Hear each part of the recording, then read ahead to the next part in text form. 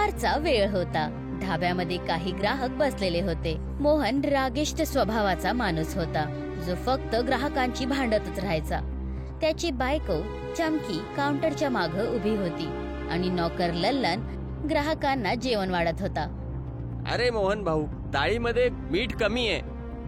अरे इथं जेवण करायला आलायत का तपासणी करायला आलायत? जास्त शहाणपणा नका करू. भाऊ पैसे देऊन जेवण करतोय, थोडं नीट बनवत जा ना. तुझ्या बापाचं हॉटेल आहे का? नाही आवडत ते नको खाऊस. ग्राहकांमध्ये हलचल मचते. काही लोक जेवण सोडून जायला लागतात. असं सगळ्यांना इथून पळून लावून द्याल तर ढाबा कितपर्यंत चालेल? तू मध्ये नको पडूस. मला माहितीये की बिझनेस कसा करायचा. संध्याकाळचा वेळ होता. मुखिया भोला प्रसाद घराच्या बाहेर उभा होता. अंबादेवी, जी मोहनची आजी होती, ती दरवाज्यावर उभी होती. अंबादेवी, मोहनच्या ढाब्यावरती रोज भांडणं होत असतात. आज तर तो माझ्यावरही रागवलाय. माहित आहे, पण तो माझं पण नाही ऐकत. मी त्याला समजवण्याचा प्रयत्न करेल. मोहन आतून ऐकत होता आणि बाहेर येतो. मुखियाजी, तुम्हाला काही दुसरं काम नाही राहिलंय का? दरवेळेस माझी तक्रार घेऊन येतात इथे. बेटा, मी तुझ्या भल्यासाठीच बोलत आहे. आणि जर असंच चालत राहिलं तर तुझा ढाबा सुद्धा बंद होईल आणि इज्जत सुद्धा चालली जाईल. इज्जतीची काळजी मला नाहीये. पोट भरण्यासाठी ढाबा चालवतोय. आता जा इथून.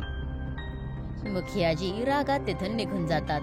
अंबादेवी मोहनकडे बघते आणि बोलते, बाळा, जिभेने कमवणार आहेस की झगड्यांने?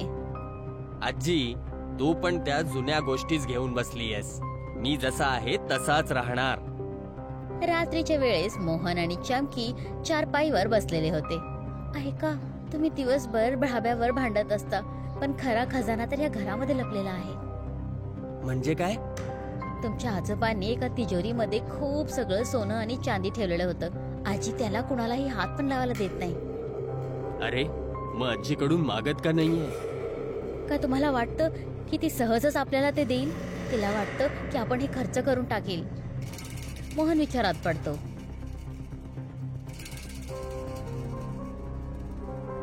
दुसऱ्या दिवस सकाळी मोहन रागात आजीकडे पोचतो.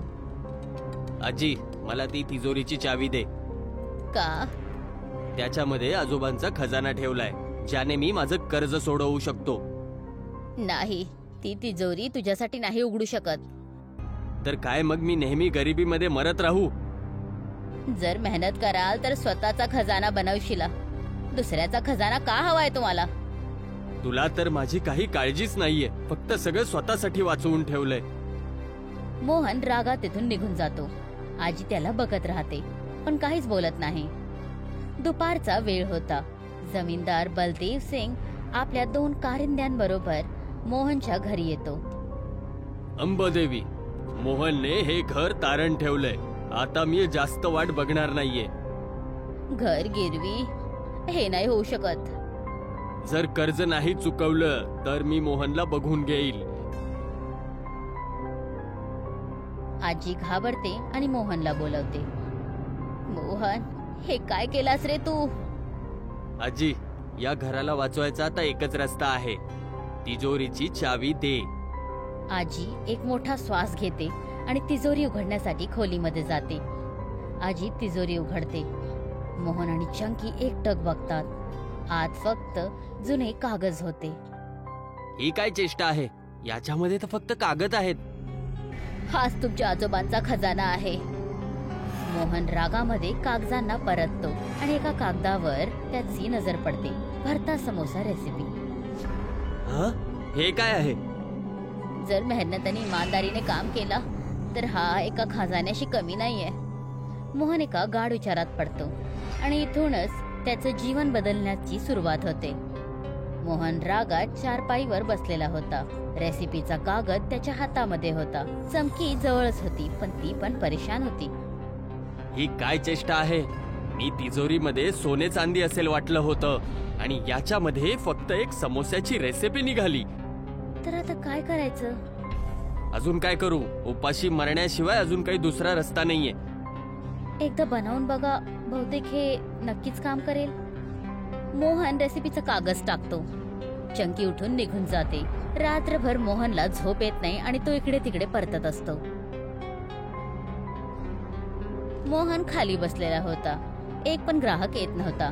त्याला भूक लागत होती आणि तो रेसिपीला उचलतो आणि वाचायला लागतो. जर आजी म्हणत होती हे काही खजान्यापेक्षा कमी नाही तर एकदा आजमावून बघतोच. तो उठून ढाब्याच्या आत जातो आणि बैगनचा भरता बनवायला लागतो आणि चमकी त्याला गपचूप बघत होती. तुम्ही खरोखर बनवत आहात? हा, पण ही गोष्ट कोणाला सांगू नको, कारण जर खराब बनलं ना तर सगळे हसतील. मोहनने समोसे बनवले पण त्यांचा स्वाद काही खास नव्हता. मोहन निराश होतो आणि आजीकडे जातो. आजी, तू म्हणत होती की ही रेसिपी कुठल्या खजान्यापेक्षा कमी नाही, पण मी बनवलेले समोसे चांगले नाही बनले. खजाना मेहनत करणाऱ्यांनाच मिळतो, फक्त रेसिपी वाचण्याने कुणाला इज्जत नाही मिळत. आजी उठून किचन मध्ये जाते आणि मसाल्यांचा चांगला मिश्रण करून मोहनला दाखवते. समोसा फक्त मैदा आणि मसाल्याचा खेळ नसतो, हा स्वाद आणि मेहनतीची पहचान असते. तर मग आता मला परत बनवावं लागेल. हो नक्की, पण ह्या वेळेस मन लावून बनव. मोहन परत समोसे बनवतो आणि ह्या वेळेस स्वाद एकदम लाजवाब असतो. मोहन पहिली वेळा आपल्या ग्राहकांना नवीन समोसे वाढतो. अरे, हे समोसे तर खूपच छान आहेत. याच्यामध्ये बटाटा नाहीये. ओ, असला समोसा तर कधी खाल्लाच नाहीये. हळूहळू गावामध्ये भरता समोस्याची चर्चा व्हायला लागते. मोहन आपल्या चारपाईवर बसून काही विचार करत होता. आजी जवळ येते. आता समजलं की खरा खजाना काय असतो. हो आजी, मेहनतीशिवाय कुठला दुसरा खजाना नाहीये. आता मी खरंच माझ्या चुका सुधारवून टाकेल. आजी अभिमानाने मोहनला बघते. मोहन आता पूर्ण लगन लावून आपल्या ढाब्याला पुन्हा उभं करण्याचं मन बनवतो. काही दिवसांनंतर ढाबा पहिल्यापासून खूप जास्त चमकत होता. लाकडांच्या जुन्या बेंचच्या जागी सुंदरशे टेबल आले होते. मोहन काउंटरवर उभा होता आणि चमकी ऑर्डर सांभाळत होती. अरे मोहन, हा भरताचा समोसा तर खूपच छान आहे. ईदाला खाण्यासाठी लोक खूप दुरून दुरून येत आहेत. भाऊ, आता तुझ्या समोस्याचा सुगंध तर पूर्ण इलाक्यामध्ये गेलेला आहे. इतक्यात गावाचा जमीनदार बलदेव सिंग येतो. सगळेजण त्याला बघून गपचूप राहतात. काय रे मोहन, आजकाल खूप चर्चेमध्ये आहे तुझा ढाबा. बिलकुल मालक, मेहनत रंगात आली. चल, एक समोसा मला पण खाऊ घाल. मोहन स्वतः ताजा भरता समोसा बनवतो आणि जमीनदारच्या समोर ठेवतो. बलदेव सिंग पहिला घास खातो आणि अचंबित राहतो. वाह, असा समोसा तर मी कधी आधी खाल्लाच नाहीये. आता तुम्ही कर्ज माझ्याकडून वसूल करू शकता. मी दर महिन्याला तुम्हाला पैसे देईल. अरे, आता कर्जाची काय चिंता. तुझा समोसा एवढा चांगला विकला जातोय तर पैसा तर आपोआप येतच राहील.